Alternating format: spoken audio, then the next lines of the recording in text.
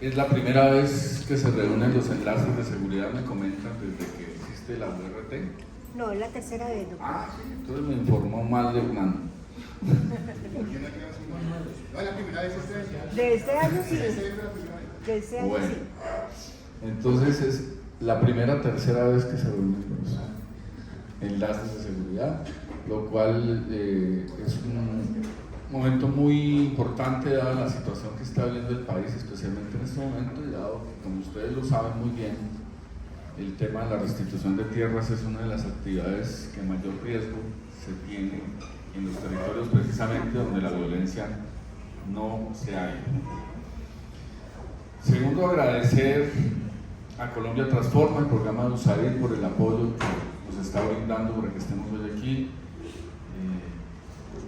El pueblo de los Estados Unidos de América desde hace muchísimos años ha venido con una decidida cooperación para afianzar precisamente todo lo que tiene que ver con los procesos de paz y estos trabajos tan importantes con las víctimas del conflicto. Entonces, reiterar el agradecimiento no solo por apoyar este espacio, sino por lo que históricamente ha hecho la USAID por apoyar, vuelvo y reitero, los espacios de transformación para la paz en Colombia.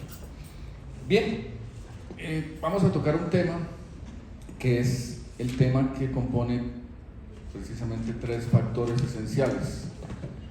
El primero de ellos es que toda actividad que se hace en el marco de la justicia transicional, y recordemos que la ley de víctimas y de restitución de tierras es una ley de justicia transicional, lo que implica es que todo lo que hacen ustedes en el territorio, todas las acciones que emprendemos, todos los trabajos diarios, están enfocados en que hagamos una transición, por eso se llama justicia transicional, hacia la paz.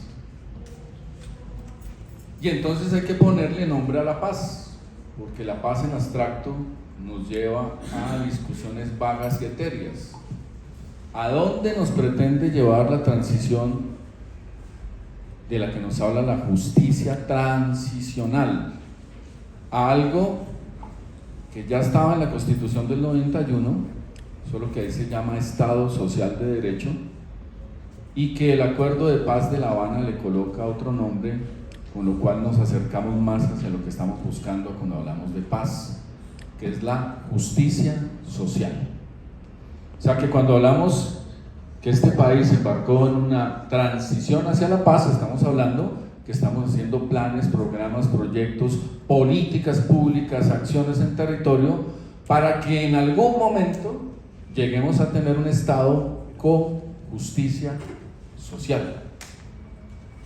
Y en el tema de la tierra, como en ningún otro tema, esta es la discusión principal sobre la cual se mueve la construcción de paz en Colombia, porque ha sido precisamente la inequidad o la injusticia en el acceso, en la propiedad, en el uso, en el goce de la tierra de la inmensa mayoría de los campesinos en Colombia, lo que nos tiene en el estado de inequidad, de desigualdad y de injusticia en los territorios. Lo que hace que hoy en Colombia seamos el país más desigual del continente más desigual de todo el planeta. Esa es la realidad y ese es el reto que nos llama a salvar esta justicia transicional.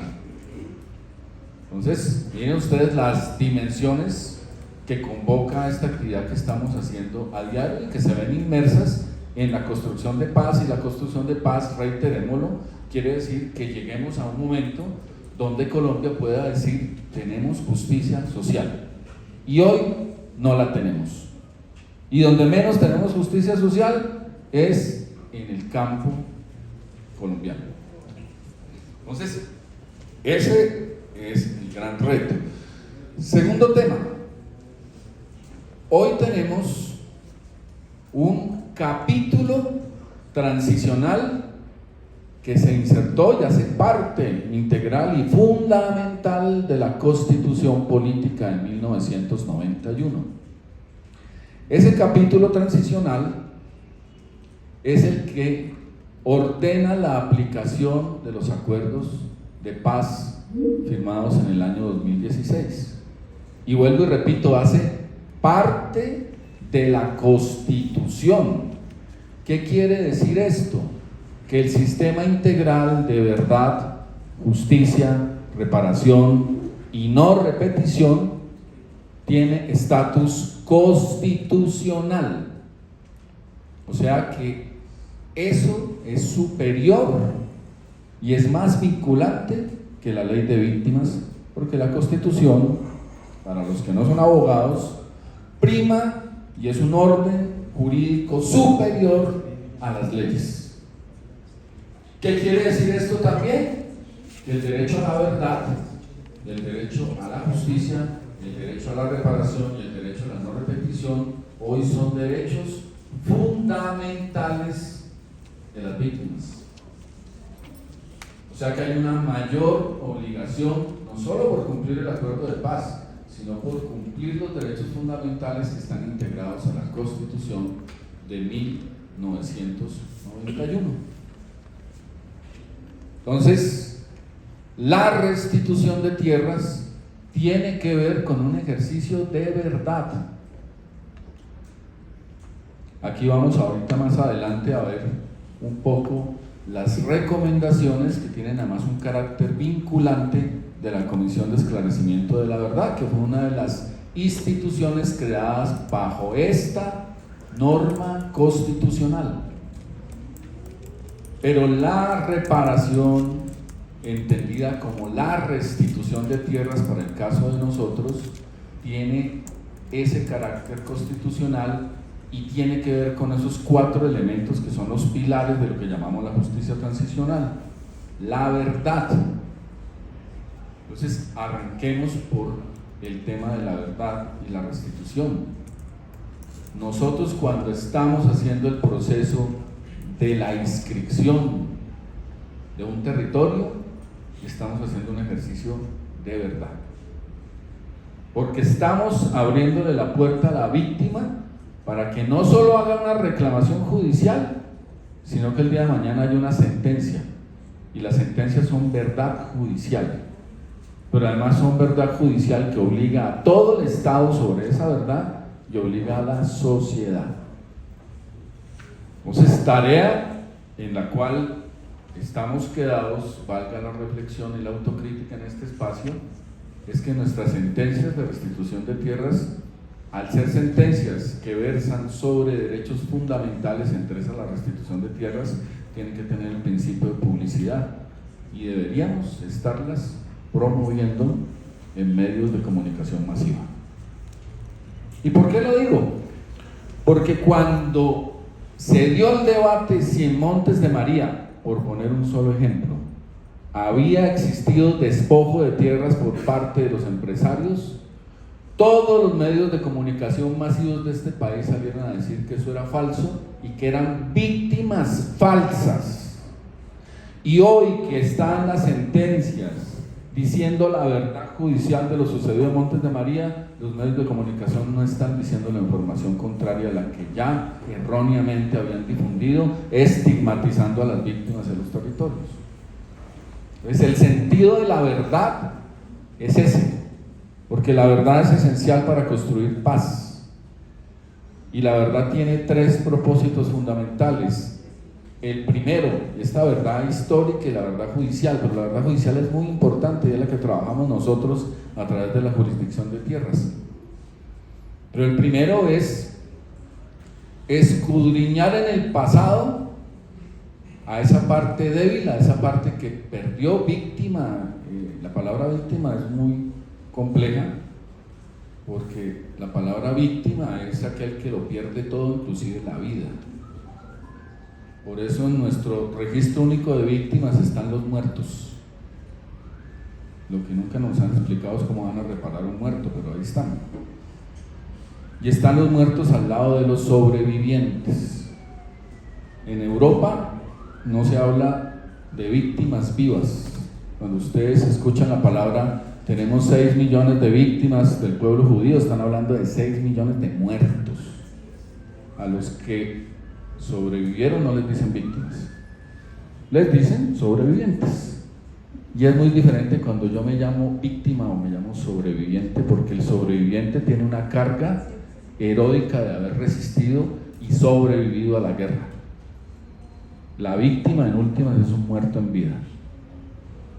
Y vuelvo y repito, no gratis están en el registro los muertos con los sobrevivientes.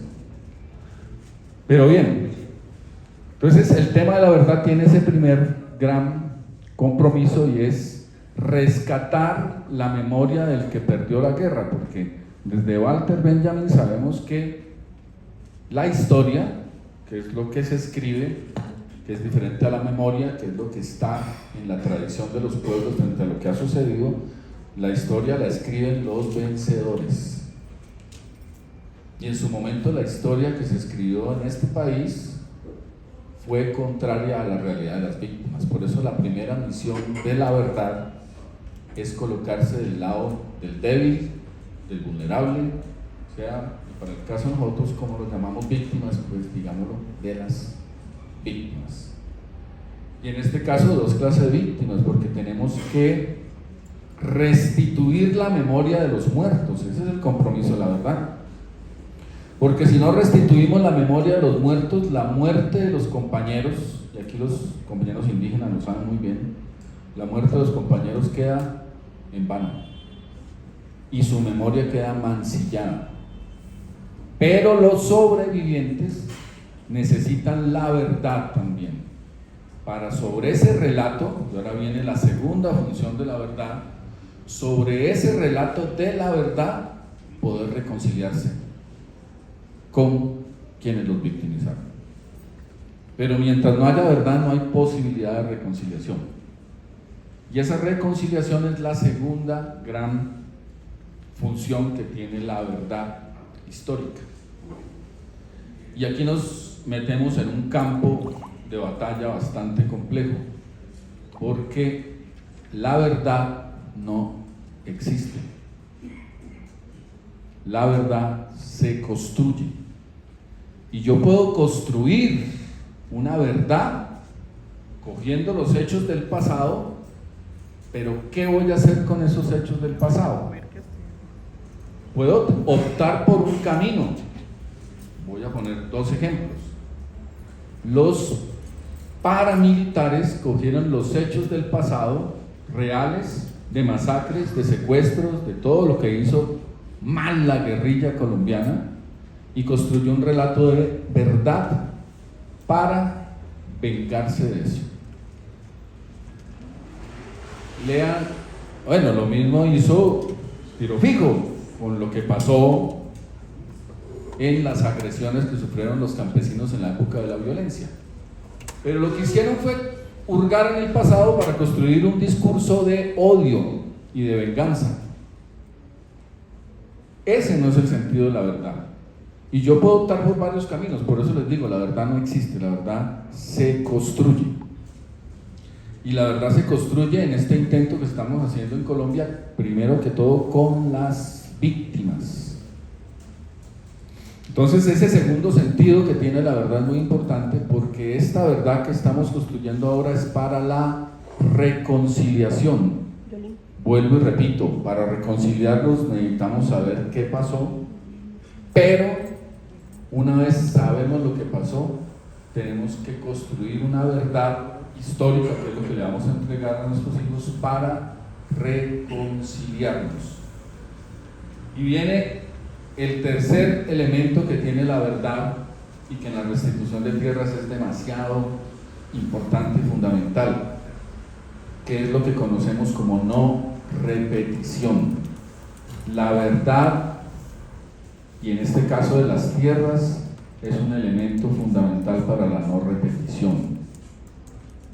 Si la sociedad colombiana no conoce, primero que todo, no sabe, no condena y no repudia que en este despojo de tierras de los campesinos no solo hubo el actuar de los paramilitares, de las guerrillas, sino también de agentes del Estado y de empresarios, y esa verdad no sale a flote, no se repudia, no se vuelve una necesidad nacional acabar con eso, vamos a seguir teniendo fenómenos de alianzas entre grupos armados, agentes estatales y empresarios para seguir despojando la tierra.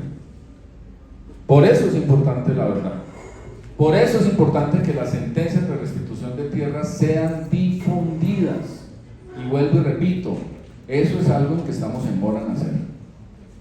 Porque esos actores armados, esos actores estatales y esos actores empresariales, si no ven que hay una condena judicial y moral de la sociedad, van a creer que tienen carta abierta para poder seguir despojándole la tierra a los campesinos, a los indígenas y a las comunidades afrodescendientes que se encuentran en una situación de vulnerabilidad dadas las condiciones actuales de injusticia que tiene el campo colombiano.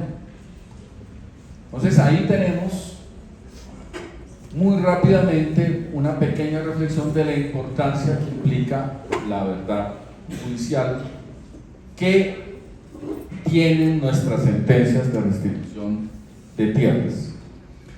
En materia de justicia, nosotros estamos en este momento realizando una labor muy importante porque al final, y como lo decía hace rato, estamos hablando de justicia transicional, pero estamos hablando de una jurisdicción civil que tiene al final una sentencia que, vuelvo y repito, tiene una verdad judicial. Aquí se despojó la tierra de los campesinos. Y esa jurisdicción civil tiene que compulsar copias, como lo está haciendo en el caso de que quienes están involucrados en el despojo de tierras y el desplazamiento forzado, que es un crimen de guerra y de lesa humanidad, pues tienen que ir a rendir cuentas, por ejemplo, a la JEP, o tienen que ir a rendir cuentas a la Fiscalía General de la Nación, en el caso de los terceros que no entran dentro de la competencia de la Jurisdicción Especial para la Paz.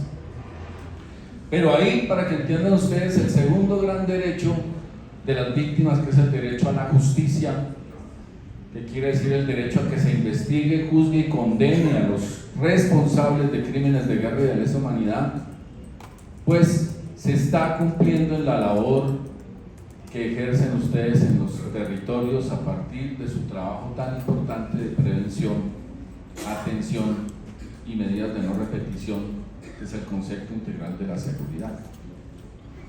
Y viene el tercer gran componente que tiene esto, que es la reparación. Restitución es sinónimo de reparación. Y ahí nos vamos a encontrar con un concepto bastante complejo, porque cuando yo hablo de restitución o de reparación, lo que me dicen, y si ustedes profundizan en el tema, lo que me dicen es que reparar o restituir es volver las cosas hasta antes de que sucediera el acto violento.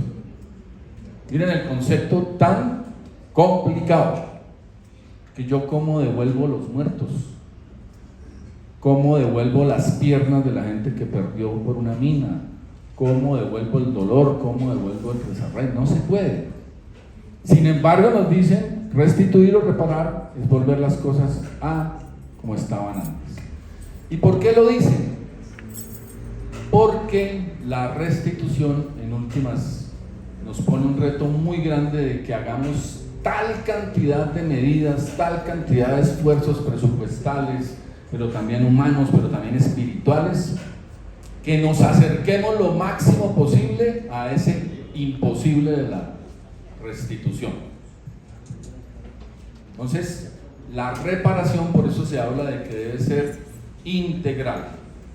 Y ahí tenemos un gran reto que está inmerso en una de las recomendaciones de la Comisión de Esclarecimiento de la Verdad, que nos dice: tienen que hacer un plan de choque, dice la Comisión de la Verdad, para que todas las entidades del SNARIP, el Sistema Nacional de Atención y Reparación Integral a las Víctimas, se integren y coordinen la reparación integral de las víctimas de despojo.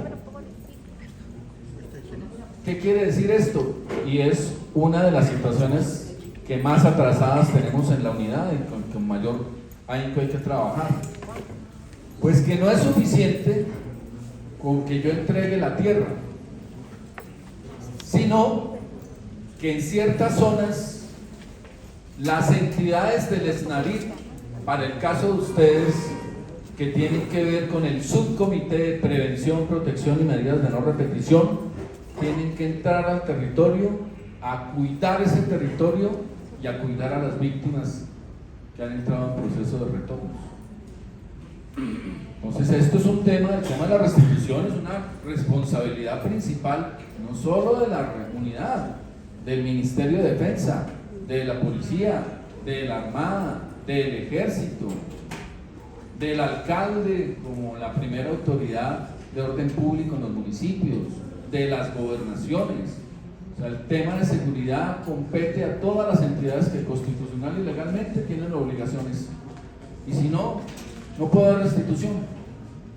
Y si no, nosotros lo que hacemos es revictimizar porque retornamos gente a territorios donde los van a volver a desplazar, a amenazar y lastimosamente a asesinar.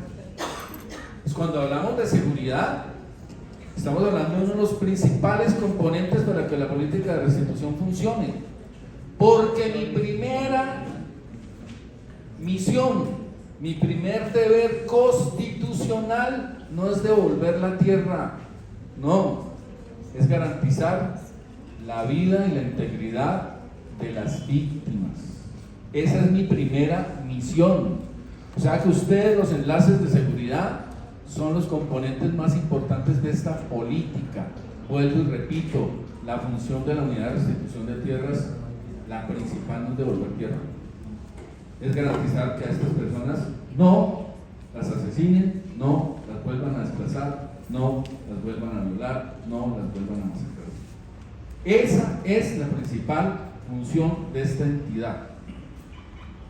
Devolvemos tierra, restituimos tierra, reparamos con la tierra, pero siempre y en primer lugar teniendo en cuenta que debemos garantizar las condiciones de vida y de seguridad de las víctimas.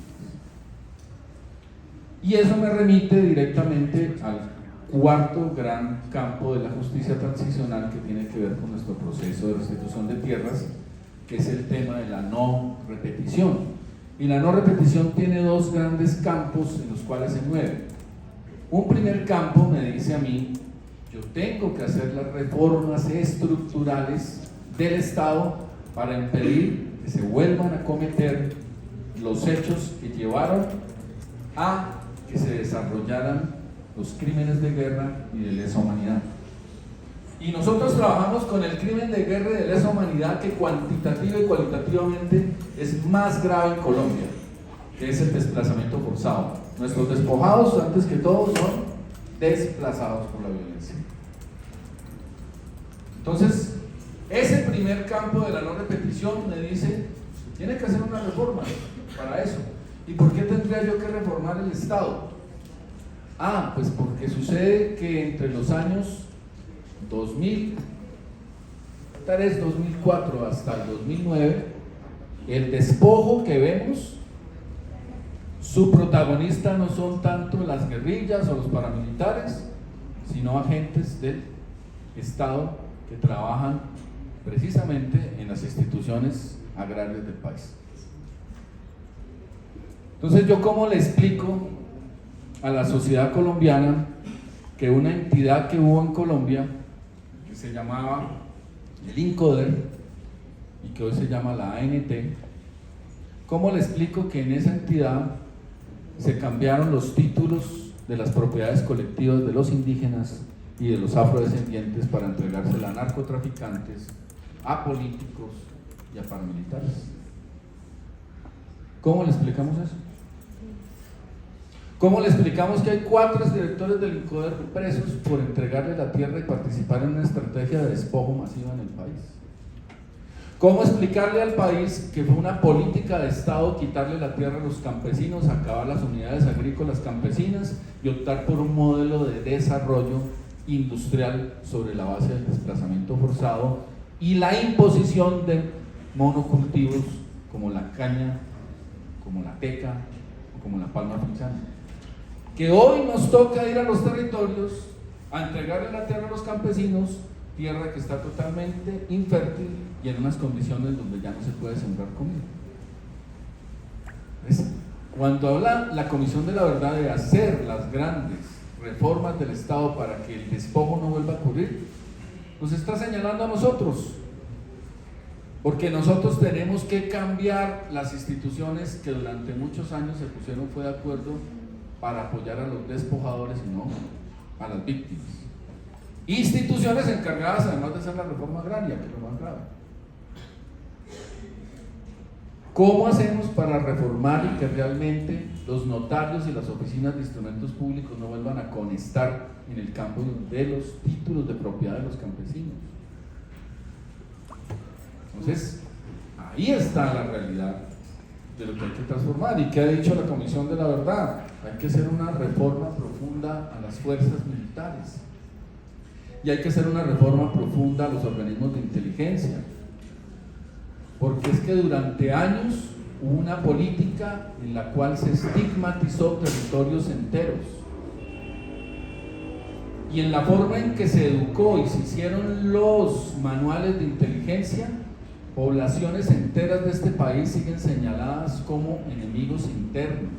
Y eso lo sabe muy bien la gente del Cauca, lo sabe muy bien la gente de Arauca, lo sabe muy bien la gente del Catatumbo, y ese estigma no se ha ido, porque aún no hemos sido capaces de hacer una reforma estructural a los servicios de inteligencia y a las Fuerzas Armadas, sin desconocer que en la actualidad tanto el comandante de las Fuerzas Armadas como Ejército, como Armada y como Policía han entrado en una nueva tónica y en una nueva política y han apoyado este proceso de restitución de tierras. Pero ojo, porque si no se reforma estructuralmente y desde la base, las escuelas de capacitación, los informes de inteligencia, los manuales, la doctrina militar, va a seguir esa semilla ahí de que las personas, los campesinos, los indígenas, los estudiantes son el enemigo interno. Cuando usted lee la doctrina de a quién había que perfilar en este país, aparecían los sindicalistas, los defensores de derechos humanos, los estudiantes universitarios, los indígenas, las ONGs de derechos humanos. Esa doctrina debe cambiar radicalmente, junto con la reestructuración de las Fuerzas Armadas. Pues eso son las medidas de la no repetición que nos menciona la Comisión de Esclarecimiento de la Verdad. Y muchas otras, ¿no? Pero son reformas estructurales al Estado. Y luego vienen las otras medidas que son las que tienen que ver más directamente con el trabajo de ustedes, porque la no repetición implica medidas de prevención y de protección inmediatas. Entonces yo no puedo, vuelvo y repito, hacer una misión para ir a territorio, meterme a un sector donde hay una pugna entre dos grupos armados muy fuerte, no hay una estabilidad de seguridad, y decir, por cumplir la meta de la restitución, vamos a hacer lo que sea, nos metemos, hacemos seguridad perimetral de ejército, lo que ustedes quieran, y restituimos una tierra, y después, ¿qué le va a pasar a esa víctima? Inclusive, no podemos hacer acciones en territorio que pongan en riesgo la vida de los funcionarios de la URT, porque vuelvo y repito, nuestra primera misión no es restituir tierra, es garantizar la vida de las víctimas y de nuestros funcionarios y funcionarias. Esa es la primera misión. Si yo creo que me voy a ir a cumplir metas y hacer un trabajo porque tengo que restituir, estoy equivocando la misión. Y voy a poner un ejemplo hartísimo y me van a perdonar, pero puedo caer en la misma lógica que cayeron las Fuerzas Armadas cuando les dijeron que tenían que cumplir metas y no cumplieron metas y tuvieron que acudir a los falsos positivos. Es harta la comparación, pero es que en el fondo es la misma lógica. Exijan metas, y entonces vamos a arriesgar el personal de nosotros y luego arriesgar a las víctimas que van a ir a un proceso de restitución donde los van a matar, para que seamos más claros. Entonces esas son las tres campos en los cuales se mueve el tema de la restitución de tierras en el marco del acuerdo de paz, que ya no es acuerdo de paz, es la constitución política de Colombia que tiene estos 4 derechos fundamentales. Termino simplemente haciendo una pequeña reseña, dado que me pidieron que hiciera una alusión al informe de la Comisión de la Verdad en el marco de la seguridad y este tema de la restitución de tierras, que hace parte del punto 1 que habla de la reforma rural integral. Bien, en ese punto 1, ¿qué nos dice el acuerdo de paz? Que hay que fortalecer la restitución de tierras. La restitución de tierras técnicamente no hace parte de la reforma agraria. La reforma agraria es una estrategia en la cual el Estado colombiano redistribuye la tierra para acabar con la inequidad en la propiedad en los territorios. Y para eso el Estado colombiano tiene que comprar tierra o expropiar tierra. Por lo que ha optado el presidente Gustavo Petro es por comprar la tierra. Por eso la inmensa cantidad de recursos que tienen instituciones como la ANT. ¿Puede el presidente Gustavo Petro expropiar tierra para entregar a los campesinos? Absolutamente, la Constitución se lo ordena además. ¿Por qué el presidente Petro optó por comprar la tierra y no expropiarla? Porque es consciente que la compra de tierra es un mecanismo pacífico para no entrar en choque con los terratenientes. Y lo que ha hecho es un ofrecimiento de comprar esa tierra. Esa es la explicación. Nosotros, vuelvo y repito, no somos parte de la reforma agraria técnicamente, pero políticamente sí, por lo que explicaba ahora. Aquí hubo un proceso de contrarreforma agraria, o sea, una política que optó por quitarle la tierra a los campesinos y dársela a los grandes negocios empresariales en el campo. Entonces, mientras la ANT y la reforma agraria técnicamente tiene una meta, miren ustedes, de entregar 3 millones de hectáreas, es la meta. Nosotros tenemos hoy una meta que está dada por nuestra inscripción de predios Paulita, que nos habla de más de 9 millones de hectáreas. Una entrega de la unidad de restitución de tierras en comparación con una entrega de la ANT en hectareaje y en lo que significa la restitución, políticamente es más profundo y más importante. Sin embargo, si hacemos parte del punto 1, vuelvo y repito, porque la reforma rural integral sí incluye la restitución de tierras y lo que ordenó fue fortalecer esta entidad, fortalecer la política. ¿Qué otra recomendación? Termino con las últimas 3 que son las más importantes. Dice la SED, tiene que haber una disposición del Congreso de la República para reformar la ley de víctimas y de restitución de tierras y agilizar los procesos de entrega de tierras a las víctimas. Hicimos esfuerzos ingentes aquí con mi doctora Paula, que está a mi lado y que viene en esta lucha muchos años antes que yo, para que el Congreso de la República sacara de los procesos judiciales aquellos casos en los cuales lo que hay es abandono, que es la inmensa mayoría, no es poco. Y ese abandono forzado por la violencia además se combina con que en esos territorios hoy no hay nadie. ¿Para qué obligan a los campesinos y campesinas, e indígenas y afros a entrar en un proceso judicial para ejercer su derecho además al retorno? No tiene sentido. Sin embargo, hicimos un esfuerzo grande a última hora y en horas de la noche nos sacaron de la ponencia ese punto que estaba en la reforma de la ley de víctimas. El día anterior lo sacaron. Manos oscuras, no pasa. Bien. Otra recomendación que hace la SED es precisamente el tema de la seguridad humana. Y el tema de la seguridad humana es el que tiene que ver con ustedes y hay que entenderlo, comprenderlo y aplicarlo en su dimensión exacta para que no hagamos lo contrario de lo que quiere la seguridad humana. La seguridad humana es un concepto que nace porque ustedes recordarán que en la Constitución de 1886, que obviamente rigió hasta el 91, hablábamos de la seguridad del Estado. O sea que los organismos de seguridad, Ejército, Policía, Armada, DAS en su momento, estaban para proteger como bien superior al Estado. Quiere decir que ese entelequio estaba por encima de las personas. Por eso ustedes van a entender las políticas que se dieron en los años 80. En pro de la seguridad del Estado es válido torturar, en pro de la seguridad del Estado es válido desaparecer, en pro de la seguridad del Estado es válido asesinar. Esa fue la lógica con que se construyó la política de seguridad cuando el Estado estaba por encima de las personas. La Constitución del 91 lo que hizo fue colocar en el centro de las políticas y especialmente la seguridad a las personas y a las comunidades y por debajo al Estado. Sin embargo, vuelvo y repito, hay una inercia institucional en algunos sectores que siguen en el Estado o que acompañan al Estado, y por eso hablamos de paramilitarismo, en donde esa no es la lógica. Y seguimos hablando de seguridad nacional y de enemigo interno.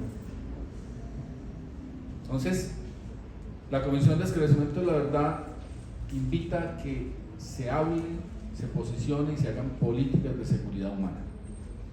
Y la seguridad humana no es nada más y nada menos que centrar, vuelvo y repito, en el caso de nosotros, que nuestra misión es asegurar la vida y la integridad de las víctimas, de nuestros funcionarios y de las comunidades.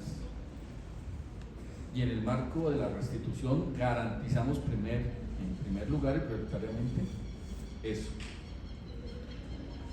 La Comisión de Esclarecimiento de la Verdad nos habla también de que hay que promover acuerdos humanitarios, y este tema sí que es fundamental y que tenemos que integrarlo pronto a nuestras medidas de seguridad, porque hoy tenemos 9 mesas de negociación abiertas. Los acuerdos humanitarios se mueven bajo los convenios de Ginebra, lo que quiere decir que cuando el Estado hace un acuerdo humanitario con un actor armado, aquí no entramos en la discusión si es político o no es político, que nada. Si es un actor armado que tiene un control territorial, que tiene mando, entra como un actor internacional que tiene que cumplir el DIH, punto. Y el otro actor que tiene que cumplir el DIH es el Estado. Por eso la importancia de los acuerdos humanitarios que se logren hacer en esas mesas son supremamente importantes. Y me voy a una novedad que tienen estas mesas, y es que estamos integrando acuerdos humanitarios para que el Estado llegue a los territorios, aún en etapa de diálogo, no de negociación. Lo que quiere decir que cuando habla Oti Patiño, o Camilo González, o Armando Novoa, o Vera Grave, de que estamos avanzando en la transformación territorial del territorio a partir de trabajar con mandatarios locales, con las comunidades y los grupos armados que están mostrando voluntad de paz, quiere decir que se están haciendo acuerdos humanitarios a la luz del derecho internacional, y esos acuerdos humanitarios obligan a la totalidad del Estado a que se cumpla lo que ahí se pacta. Y estamos pactando algo muy importante para el sector de la restitución de tierras y de la reforma agraria, y es que estamos pactando la llegada de la reforma agraria y la restitución de tierras a esos espacios donde se están haciendo esos acuerdos humanitarios. Y eso implica, entre otras cosas, y lo pueden revisar en medios, el acuerdo que se firmó con la Segunda Marquetalia, es el respeto a la vida tanto de los funcionarios de la restitución de tierras y de la reforma agraria como de los beneficiarios, y se firma en el marco de un acuerdo humanitario. Pero también se firmó en el marco del acuerdo humanitario que vamos a llevar prioritariamente esas zonas, la reforma agraria, la restitución de tierras y los servicios sociales del Estado. O sea, que ahí va a haber una obligación en el campo del derecho internacional humanitario de cumplir precisamente lo que se pacta en esos documentos. Bien, y por último, y muy importante, la Comisión de Esclarecimiento de la Verdad también nos ha hecho un llamado a que hagamos un plan de choque, ya lo mencionaba hace rato, pero termino ahí para reiterar la importancia de esto, para que absolutamente todas las entidades que tienen que ver con el derecho integral a la restitución de tierras se comprometan de verdad y podamos, dijo la Comisión de la Verdad, cumplir las sentencias. Es una tragedia que después de todo este desgaste administrativo, este desgaste judicial, este desgaste de las víctimas, este desgaste en el territorio tan inmenso y de años luchando porque hay una sentencia, la sentencia sale, pero las casas que ordenó el juez, el acueducto que ordenó el juez, la carretera que ordenó el juez, los proyectos productivos no están.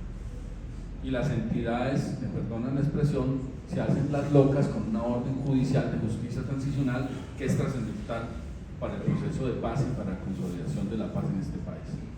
Entonces, esa es la última invitación. Reitero el agradecimiento a todos y cada uno de ustedes y reitero el reconocimiento porque ustedes son una de las partes principales, dado que el tema de seguridad ya hemos explicado lo que implica la función principal de esta entidad, garantizar la vida, o mejor dicho, garantizar la restitución en condiciones en que la vida y la integridad de nuestras víctimas, pero también de nuestros funcionarios, no se vea alterada.